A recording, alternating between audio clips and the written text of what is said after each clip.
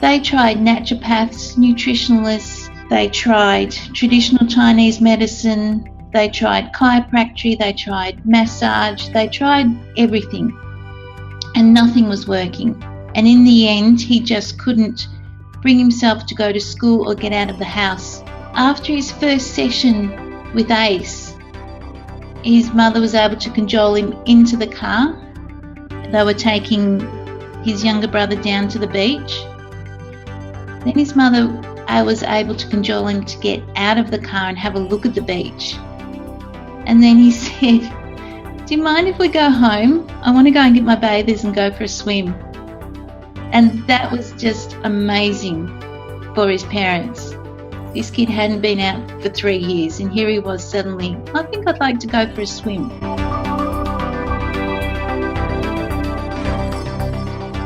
So welcome everybody, it's Richard Flook, your host, and this is Heal Differently, Sex, Death and Everything Else. And today I feel really privileged. We have Kathy Vozo and Linda Elliker, who are just incredible practitioners who are specialists in dealing with learning difficulties. And what they're going to share with you about how they deal with healing differently is quite unique, quite amazing, and it's even blown my whole world apart as to what is possible using many of the ACE techniques, using other things that they've developed along the way, and really it's quite incredible. So welcome, Kathy from Australia. Say hello quickly, Kathy. Hi, everyone. Okay, and we also have Linda here as well. Hi, everyone. The big question is, why is healing differently in learning difficulties so challenging? So over to you, Linda. So why? Why is this such a problem? It's a problem because a lot of the techniques and strategies like behavior modification, sensory integration, are all focused on eliminating behaviors, of changing behaviors, modifying behaviors, but don't get to the real core of the problem. What has caused this? You know, why? Why are they acting a certain way? And it really just comes down to managing the child. And that's a lifelong thing. So let's just give the audience a bit of an understanding. What is behavioral modification and what is sensory? What did you say? Sensory integration. So and these are common techniques that are used when we're dealing with, especially young children with learning difficulties. Yeah, well, behavior modification is where you are modifying a behavior or trying to extinguish a behavior or teach a behavior. And it really is very mechanistic. Right. Where you're taking a behavior and looking at it and then finding steps to eliminate it or to modify it. So you talked about, what is it, this, say a hand gesture as an example. What do they call that? Stimming. Stimming, okay. Stimming. You know, so, you know, a lot of our kids might have stimming, or they might spin objects, or you know, that kind of thing. And there's often a lot these of kids, they'll just rock. Rocking. And so a lot of it, you know, people will think, you know, especially parents, it's atypical, it's dysfunctional. And they're embarrassed, and they just don't see it as normal. So they want to change that behavior. And what Kathy and I do is look at that behavior differently and say, you know, okay, we know we want to normalize those behaviors, so behavior modification is good, and I'm an expert in doing those programs. But really, you're just managing that child and you're training that child. But are you actually getting to the core of the problem? What caused that to begin with? It's not good enough for me to, you know, still be doing behavior modification for my 44-year-old son. I want to get to the crux of it. Why? What has happened? And can we do anything about it? And the answer has always been no. So Kathy, then, how do you see all of this? In John's case, they were using behaviour modification techniques from the psychologist, which in the end was just creating more and more stress. What we've been doing is using ACE technique is clearing shocks out of his body. and out of his brain that had been trapped in his brain.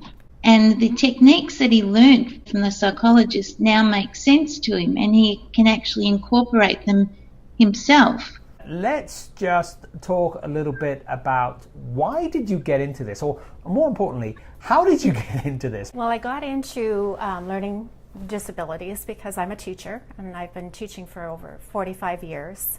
And then the birth of my son, there were some soft signs that were happening at that time that we noticed, and I was kind of thrown into the world of learning disabilities. And as he grew, there were more and more labels put on him because of different behaviors that he was exhibiting, and severe behaviors. I was one of the first people trained in behavior modification 40 years ago. And then I went in, I'm a special ed teacher, so I was able to write up programs for psychologists, and I've taught learning disabilities, physical challenges, mental challenges, emotionally disturbed, a really wide gamut, communication problems, which the kids had normal IQs but had difficulties with reading and writing. So that was my entire career, and so I was trained in how to manage, how to train, how to teach using these pretty amazing techniques of behavior modification, because that was really the only thing we had. That's the only tool we had. When sensory integration came along, I was really excited about that, because I thought, yes, because they're looking at things like the stimming and the rocking, but it still didn't come down to what has created this to begin with. And I could look into the eyes of a lot of these kids and see the pain, and see the hurt, and see the trauma that they were experiencing. And I knew what their energy fields were like, because they would be really stressed out, and all I had to do was stand beside them, lower myself, adjust my own energy, and they would just melt right into me. So I always knew there was an energetic component in there that would help, but I had never had the tools to do that. And as a parent, the behavior modification was 24/7. It was every 15 minutes, noticing the behavior and commenting on behavior, or saying, here's a chip, Michael, you've done such an amazing job playing with your sister. I really like the way you did whatever, and giving him a chip. This went on for 24/7 for many, many years, and you never let up. There was the stress on the parent is as great and as traumatic as the stress on the child, and it affects the entire family. So what you're basically saying is that any parent who has a child with severe learning difficulties, or just learning difficulties, is under stress, a tremendous amount of stress. You know that when we've talked about autism, and they'll say, well, just change the diet. There's a gut. Yeah, there's a gut. There's a gut thing. Yeah. And or just change the environment. And I look at you and it's like, okay, I just got triggered, because changing the diet of an autistic child, it took me a whole year to go from him only eating applesauce to having applesauce with lumps in it.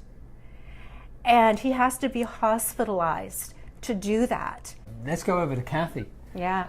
And let's hear, why did you get into all of this, Kathy?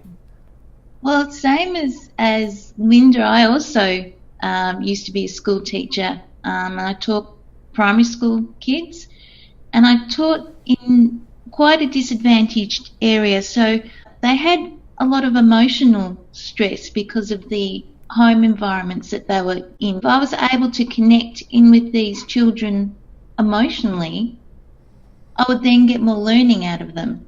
So it was very different than just teaching in your normal average school. And I've always been a bit interested in energy. So once I had my children, I started to research a lot more into the energy side of things, and really became quite passionate about it, and found that it's a really good way to be able to help these kids more than what I was doing with them in the classroom. I mean, some of these kids, they can't even speak. They can't even communicate in the way that we're communicating now. So what are you doing that's different?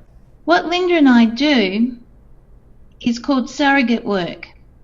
So we will have the parent on the call with us, and Linda and I work together, and I tap into that child's energy.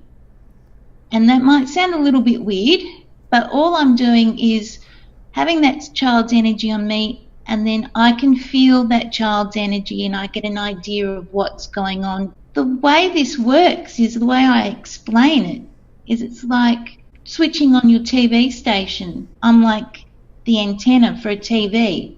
So you don't expect your whole TV station to be in your TV.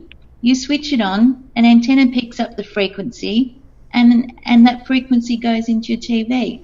Okay, so what we're doing that is different when Kathy and I work together is looking at the behaviors from a different perspective and what has affected the energy of that child. Because when we experience a trauma, then that trauma comes in, and then there's all kinds of chemical responses and physical responses in our body. But we want to look at what trauma have those children experienced that is going to alter their chemical structure and their physical structure and their responses to the world. And so when you clear the traumas and the imprints of those traumas, you will create a balance within their energy system. And when you create a balance in their energy system, the physical body will then have the opportunity to heal. So another question that I've got for both of you is, how are you doing this? And we talked about this surrogate work, but how are you doing this? Why can't other people do this? Because we've come across surrogate work in all sorts of different ways, but how are you actually going about doing this? How long does it take, for argument's sake, to work with a child or even an adult with some of these serious learning disabilities? We work together over Skype, and generally the sessions will last about an hour or just over an hour. And as far as how long things will take, that's a really interesting point, because with serious learning difficulties, sometimes a child doesn't even know what it's like to be well. And in John's case, his parents had the memory of him being well, but he didn't. And so he can have large leaps forward, and then he'll revert back a bit, and then he'll take another leap forward. And the reverting back is just him getting used to the changes that are taking place. So as parents, we just want them to get well, and we want them to get well quickly. And ACE does do that. It makes so much incredible advances compared to all the other techniques that a lot of these parents have tried with their children. The results have been absolutely amazing. So it depends on each child. And what we've also noticed is that as the parents start to see the changes, they also start to relax and see it as a process as well. And they're not as stressed, so they lose that have to get things well straight away, because there's far less stress. They can see the results, and the family's much more in harmony with each other. Both of you have this immense wealth of experience in teaching, of working with children in these areas. Honestly, let me just tell you, the experience that both Kathy and Linda has is, like I said to you before, just they've been right in it. Okay, so let's just ask Linda here. How are you doing these things differently? Similar to Kathy, I too tune into the child's energy field. And that, again, as Kathy says, it sounds weird, but we all do it. So for instance, when somebody comes into the room and they've had a fight with somebody previous, you can feel that. You can feel that. Most people can feel that energy, that there's just something wrong here. Or there are people that will approach me, and I call them the shiny people, because everybody wants to be around them. There's something about them that attracts you, and that's their energy field. And you just get used to or trained to really be sensitive to that. So that's what Kathy and I tune into. And the difference is now, because of our training and because we've had years and years of experience of tuning into those physical sensations, we have developed a skill to really tune into the child's physical structure, their energetic structures, and go right down to the cellular level. And I just wanted to say that both Linda and Kathy are able to do this. It doesn't matter where people are in the world. Some of you might just turn around and say, that's just absolute garbage. Let me just say, they're getting results. They're getting results with these children who some of them can't communicate in the normal way. I think that that's pretty good proof, and I'm sure that some of the parents would turn around and say, yes, there has been dramatic difference, where there's been no difference for years and years and years, but after working with Linda and Kathy, they've actually seen these differences. What I'd like to do is just cover a couple more questions, and perhaps you could share a few testimonials as well. Okay, well, examples in my own family is that my son has changed. We haven't worked on him directly, but because we've been working on these children, working on myself as a parent, the traumas I've experienced, once I released those, Michael also changed. Amazing. You know, even without working on him directly. And whether it was because of my responses to him or my perception of him changed, I don't know. But when you start clearing one member of the family, it impacts on all members of the family. Can you give us another example of that, perhaps with not just someone in the family, but someone else that you may have worked with as well? Well, there's another example of a young girl that was experiencing a lot of stress around school.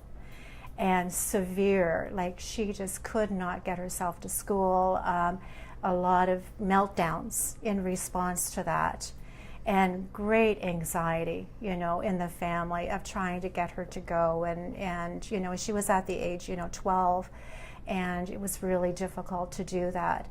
And so once you start, we started working on her, that was changed, that she was able to then go to school without the same arguments in the morning. So that relieves the stress on the entire family. And there was another, young child who had Tourette's, and we were able to lessen the tics within one session. Wow. And they're still there, but within one session, and that gives a parent hope, because again, that is a lifelong, Tourette's is a lifelong label. And those are the clients that Kathy and I have been helping, is that where everybody else has given up or put on that label, there's no help, you just have to manage. So Kathy, have you got anything else to add, some other testimonials, some other thoughts of clients that you've worked with jointly? Yes, there's another teenage boy who ended up, there was that much stress at school that his parents pulled him out and decided to homeschool him, but that didn't change the stress, and he's ended up being quite socially isolated, self-harming, depressed, not getting out of bed, and they can't believe the changes in him. He's stopped self-harming, he's not as depressed, he's more where he just didn't want to be here anymore. Now he falls into a bit of depression sometimes because he's frustrated, because he feels so good and he wants to just leap into life, but there's still a little bit of anxiety. These parents are just amazed, and what's really lovely is that they've said to us, you understand. You're the only ones that get this. You actually understand what's going on. So as you can see, that both Linda and Kathy have they're really not divulging everything, because I know, and they can't divulge everything because of client confidentiality, but I know personally how amazing their work is. I've had my family, they both worked on my family and extended family with incredible results. And really, if you want to know more about this and you perhaps want to get in touch with them, go to richardflook.com, hit Heal You, and fill out the form there, and we will get you in touch with them and we'll give you more details about what they do. And also, if you want to find out more about how they're doing what they're doing, hit Heal Others, and they're in the process of developing courses and other things with me, literally cajoling them to make sure that they share this information with the world, because it is groundbreaking. It's certainly about healing differently, and I'm just so pleased to be able to share this incredible information that they're using, and the results that they're getting, which honestly, that they're being very reserved about the results they're getting. Thank you very, very much, Kathy. Thank you. Thank you, Richard. And thank you very, very much, Linda, for coming into the studio and sharing your stories along with Kathy over in Australia. Thank you. Well, thank you very much for the opportunity to share this. It's such a passion. It is, definitely. It's such a passion of ours to be able to help the parents, because, as you said, we've been there. Been there, done that, got the t-shirt, had the disease to show for it. Absolutely. Thank you so much.